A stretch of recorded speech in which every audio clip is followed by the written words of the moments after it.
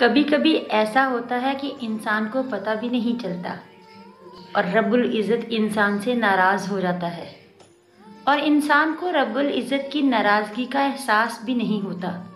اور جب رب العزت اپنے بندے سے ناراض ہو جاتا ہے تو پھر ایسا ہوتا ہے کہ اسے غافل کر دیتا ہے، کسی ایسی چیز کی طلب میں لگا دیتا ہے جو اس کی قسمت میں نہیں ہوتی۔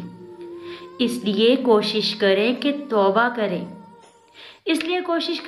آپ توبہ کریں، کیونکہ توبہ روح کا غسل ہے۔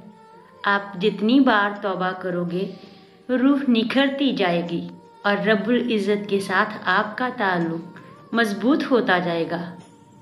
ہو سکے تو ان لوگوں کو معاف کر دو جو آپ کی تکلیف کا سبب بنتے ہیں، اور انہیں یاد رکھیں جو ہر وقت آپ کی خوشیوں کے متلاشی رہتے ہیں، جو ہر وقت کوشش کرتے ہیں کہ آپ کو خوش رکھ سکیں اور آپ کی خوشیوں کے لیے کوشاں رہتے ہیں۔